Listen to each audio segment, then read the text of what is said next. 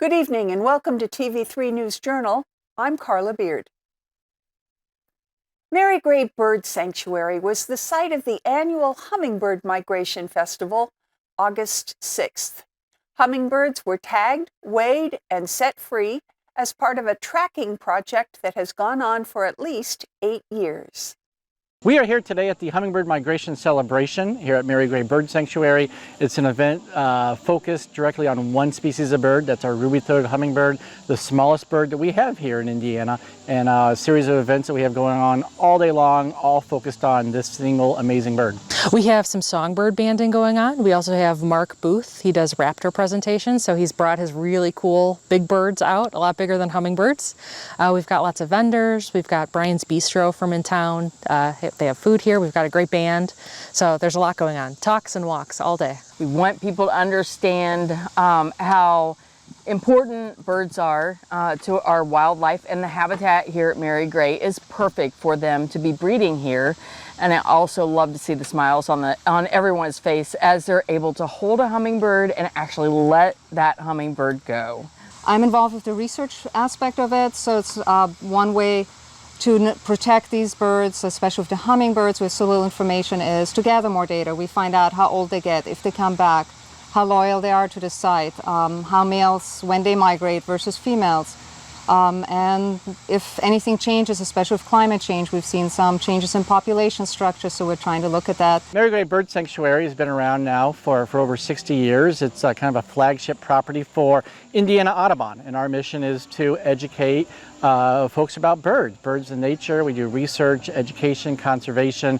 So one of the ways that you can really be active is by joining Indiana Audubon. You get free access to Mary Gray, the fishing and the camping opportunities, as well as you're supporting a lot of the bird research and conservation we're doing for hummingbirds and other birds around the state.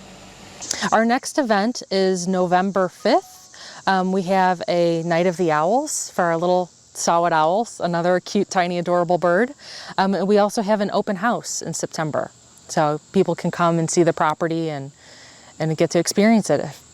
I'm still excited every time I have one in my hand, how amazing they are, and it's nice to be able to share that, because that's part of education as well. People being aware of it and people feeling connected to it, they're more likely to do something to protect them as well. Have you noticed the flags in support of first responders on Eastern Avenue and Park Road? Amber Conley told us about them. We decided to honor our local law enforcement in light of the recent events in Richmond with the police officer shooting. I just am a small business and thought we're in a prime location to honor them and let them know, that we definitely appreciate them. My friend Amber Conley come up and asked if we would want to put up some flags, and they're putting their lives on the line every day, and we all should support them and do anything to help them out and make it a better place out here. The night that shooting happened, it was very upsetting, and I messaged Clint Brown and a couple of them and told them that I appreciated them, and I'm sure they were having a tough night. We've received just an outpouring of love and support from our community, messages, phone calls. It's been very uplifting, to say the least.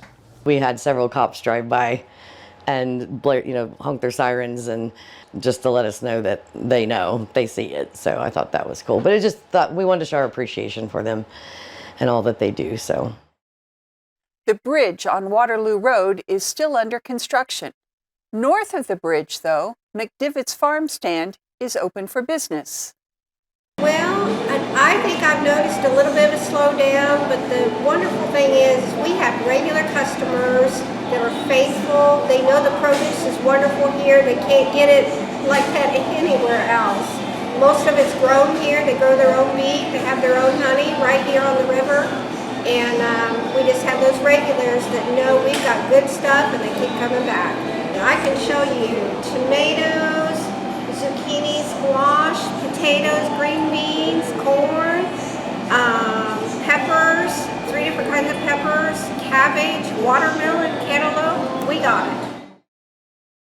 We stopped by the site on Veterans Memorial Drive for an update on the progress of the new Pavy's gas station and food mart.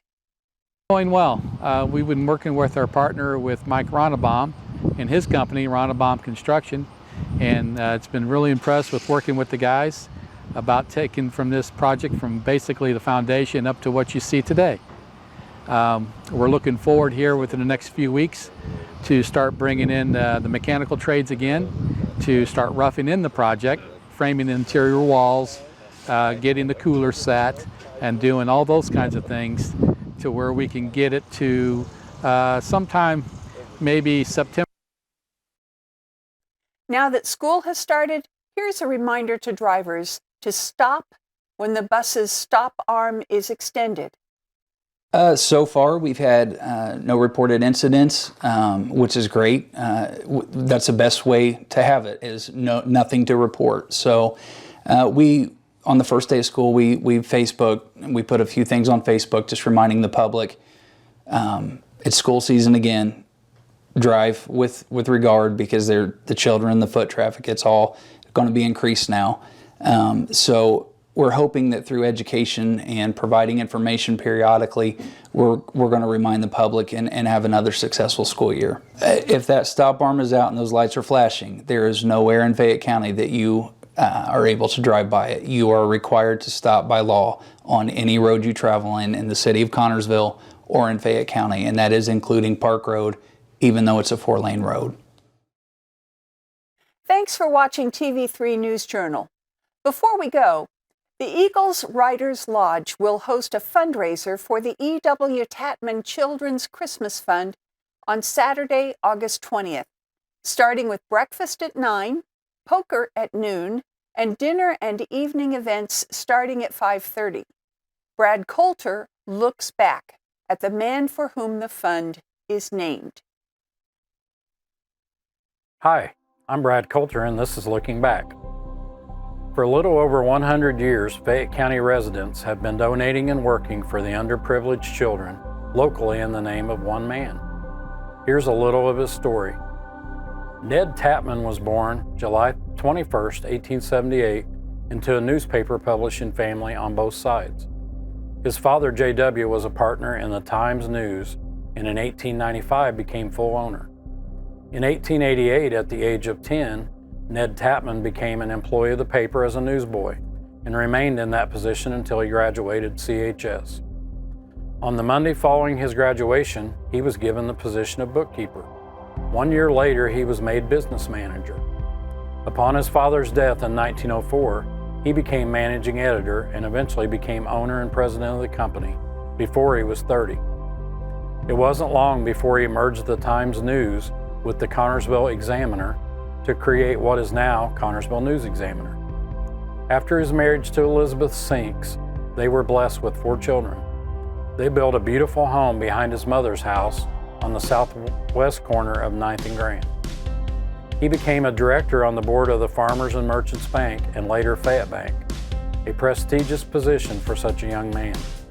He was treasurer for the Free Fair, director of Dale Cemetery and the Connersville Country Club, and a member of the first Chamber of Commerce Board of Directors.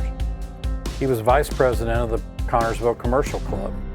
This body was the driving force behind the planning and growth locally during the early part of the century, and Ned was right in the thick of it. He helped found the local Connersville Rotary Club during this time, and it started a fund for the benefit of local children of modest means to help them in giving them a nice Christmas. He was very proud to be a part of it. On November 2nd, 1920, Ned Tatman became ill while at work at the paper. He was carried to his mother's home at 831 Grand Avenue.